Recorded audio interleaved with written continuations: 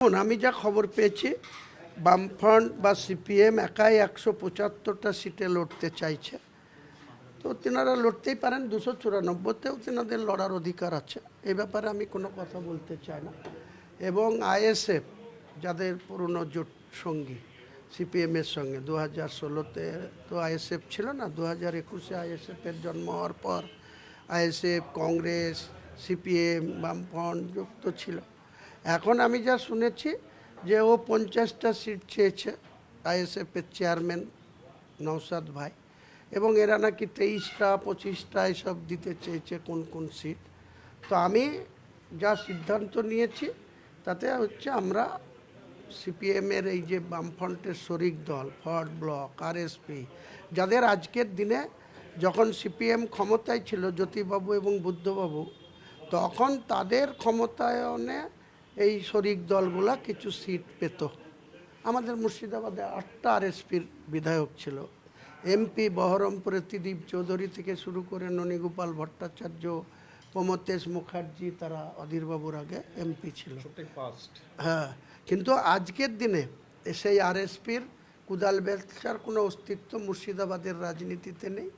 Forward ব্লকের কোনো অস্তিত্ব মুর্শিদাবাদের 64তে বিভাস বাবু ছিলেন এমএলএ ফরওয়ার্ড ব্লকের, তারও কোনো অস্তিত্ব খুঁজে পাওয়া যায় না।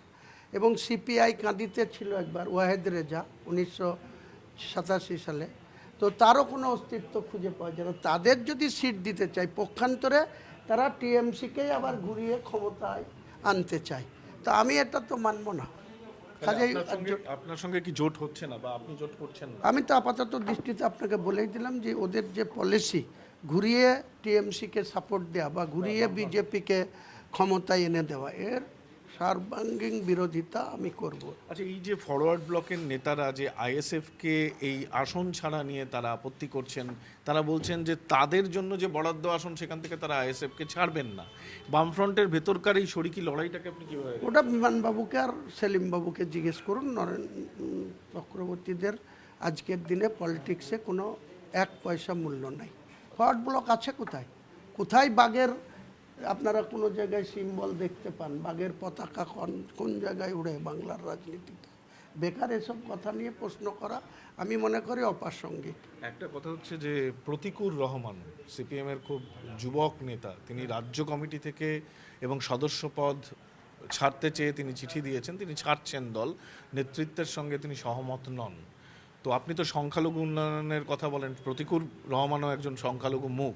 এই ডেভেলপমেন্টটা, এই বিষয়টাকে কি চোখে আপনি দেখেন? ব্যক্তিগতভাবে প্রতিকুর রহমান খুব ভালো ছেলে।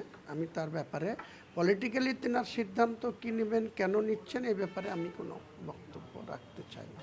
না, এই যে একটা সংখ্যালঘু মুখ সিপিএম ছেড়ে দিচ্ছে, সিপিএমের সঙ্গে সহমত হচ্ছে না, এই বিষয়টা কি কোনো ইঙ্গিত? দেখুন, ইঙ্গিত ইনডাইরেক্টলি, ডাইরেক্টলি, প্রত্যক্ষ অপ্রত্যক্ষভাবে কোনো কথা বলে দরকার নেই। যখন আনিস খানকে পুলিশ, মমতা ব্যানার্জির পুলিশ রাত্রিতে বাড়ি থেকে ধরে এনে বা ছাদ থেকে ফেলে মেরেছিল, তখন এনারা অনেক আন্দোলন করেছিল। মীনাক্ষী থেকে শুরু করে অনেকেই আন্দোলন করেছিল, কিন্তু আলটিমেটলি সেই আন্দোলনটা কোথায় গিয়ে থমকে গিয়েছিল সেটা বাংলার মানুষ জানে। আজকে পলাশির কালীগঞ্জে যে একটা 9 বছরের তামান্না খুন হয়েছিল, তার 24 জন আসামির ভিতরে মাত্র 10 জন অ্যারেস্ট হয়েছে, 14 জন এখনো ঘুরে বেড়াচ্ছে চোখের সামনে। এই হচ্ছে মমতা ব্যানার্জির সরকারের আচরণ।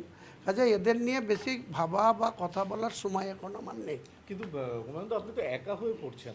কিছু একা নাই, কিছু একা নাই, লক্ষ লক্ষ মানুষ হুমায়ুন কবিরের সঙ্গে আছে।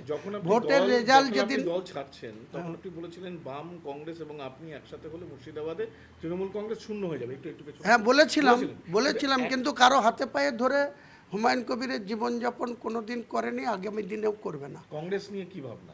কংগ্রেস নিয়ে আমার কী ভাবনা? কংগ্রেস সর্বভারতীয় দল, তাদের সর্বভারতীয় সিদ্ধান্ত হয়েছে যে শুভঙ্কররা যেটা চেয়েছে যে কিছু টাকা কামাতে হবে, তাই অভিষেকের সাথে টাকার চুক্তি হয়েছে। সেই টাকা নেওয়ার জন্য তারা বলেছে একা লড়বে, সৈন্য থেকে মহাসৈন্যে যাবে। অধীরবাবুকে নিয়ে আপনার কি? অধীরবাবুর ব্যক্তিগতভাবে আমার অধীরবাবুকে ভালো লাগে যে তিনি একজন পার্লামেন্টারিয়ান, ভালো বক্তব্য রাখত, লোকসভার দলনেতা ছিল, হোম ডিপার্টমেন্টের চেয়ারম্যান ছিল, পিএসসির চেয়ারম্যান ছিল, অনেক কিছু পদে কাজ করেছে। কাজেই তাকে আজকের দিনে এই যে দুর্নীতিগ্রস্ত সরকার চলছে, বিধানসভায় যে বিরোধী দলনেতা বেশি হিন্দু হিন্দু করতেই ব্যস্ত, তার গঠনমূলক কোনো বিরোধিতা মমতা ব্যানার্জির বিরুদ্ধে আমরা দেখিনি।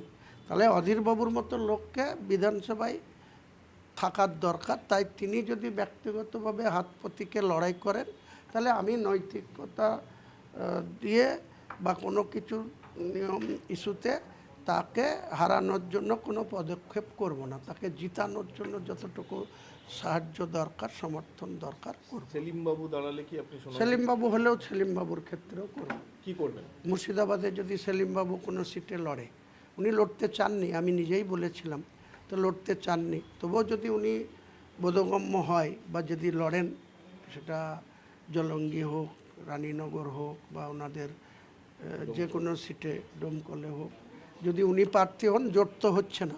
কাজে এই দুটো জনের ব্যক্তিগতভাবে সেলিমবাবু যদি মুর্শিদাবাদ থেকে এমএলএ হয়ে বিধানসভায় আসেন, তার জন্য আমার ব্যক্তিগত সাহায্য থাকবে এবং অধীরবাবুর জন্য থাকবে। একটা লাস্ট প্রশ্ন আপনাকে। আমরা দেখেছিলাম যে যখন আপনি বাবরি মসজিদ গড়ার উদ্যোগ নিয়েছিলেন, সে বিপুল পরিমাণে মানুষ মানে রাস্তা আটকে গিয়েছিল, কিন্তু কিছুদিন আগে আপনি বাবরি যাত্রা যে করলেন, সেখানে কিন্তু তেমন মানুষ দেখা যায়নি। মানুষ দেখানো হুমায়ুন কবির, এই নিয়ে মানুষ দেখানোটা হুমায়ুন কবিরের আজকের দিনে নস্যির মতো ব্যাপার। আপনি যখন বলবেন 4 ঘন্টার নোটিশে হাজার হাজার লোককে আমি রাস্তায় নামাতে পারি। সেটা ভোটে পরিণত ওটা হবে কি?